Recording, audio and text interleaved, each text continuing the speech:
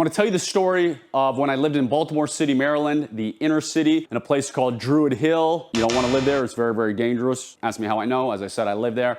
But anyways, my wife and I did not live together before we got married, but she was going through law school in Baltimore City, and that is why I live there. Because why else would I live in a corrupt, dangerous, dirty, crime-ridden place, right? Anyway, so I'm in Baltimore City, Maryland, very high crime rate, always one of the top 10 murder capitals of the United States. And I'm going to tell you how predators prepare to attack people. They don't do what a lot of people think. It's not going to be some guy in a parking lot pounding his chest being like, hey, jerk face, hey, a-hole, hey, we're going to do this, right? It's not going to be the guy at the bar who's sitting there like, hey, nice hat, loser, or making fun of you. The guys who are doing that and who are making a lot of noise, they're puffing out their chest, they're trying to impress their friend. They're trying to impress their girlfriend. They're trying to impress the girl at the bar they're trying to pick up, right? The true predators, the true guys you have to worry about who are going to attack you are going to be quiet and silent. They're going to spot you, they're going to overstare you, and they're going to move quickly walking towards you, and then they're going to punch you out, they're going to pull a gun, they're going to pull a knife, whatever. They're not going to make any noise, and they're not going to make it super obvious unless your head is up paying attention that they're coming for you. Case in point. So when I lived in Baltimore City, inner city, I was one of the very few people I didn't know who didn't have their car broken into or who didn't get attacked. One time, my wife and I are walking, well, she wasn't my wife at the time, but my fiance at the time, were walking to the Inner Harbor, right? And so it's several blocks to get to the Inner Harbor, which I was going to say is the only nice place in Baltimore, but there's still murders that happen there. As we're walking, I notice there's a guy paying way too much attention to me, overstaring me. And he stops on the side, a little further down from us. My wife and I are here, and all of us are waiting to cross the road together. But of course, I am watching this guy because he was overstaring me, paying way too much attention to me, right? Well, the light turns, or the walk signal turns, so we see the white man, which means we can walk. I start walking. I notice this guy start to make a beeline right towards me. Now, did I walk faster? Did I just keep walking with my head down? Obviously not, because that would do me no good. And when you walk with your head down,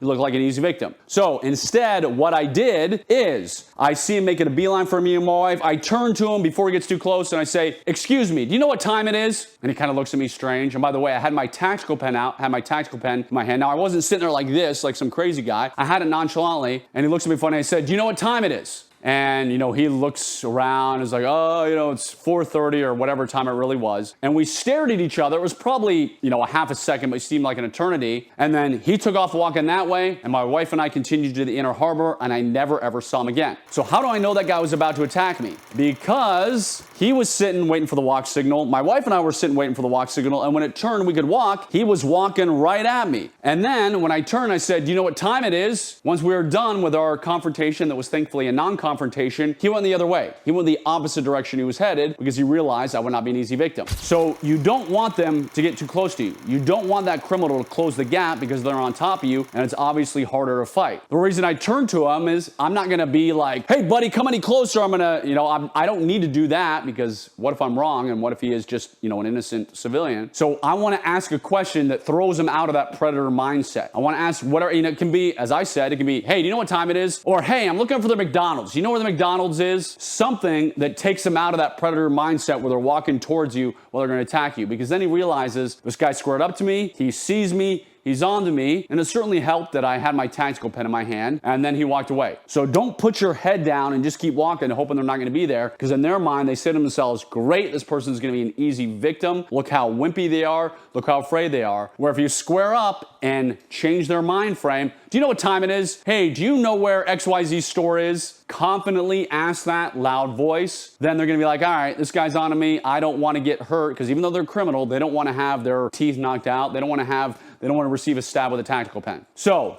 remember, the guy who puffs up his chest, just trying to impress a woman, just trying to impress his friend. The guy silent, making a beeline to you with his head down, overstaring you. That's the one you got to worry about. And that's the one you need to get out of that mindset, square up to, and make sure that you're not the easy victim. Hopefully you found this useful. Please subscribe. Also, if you want to know the best way to stop somebody if they attack you, definitely click on the link below. Stay safe. God bless you.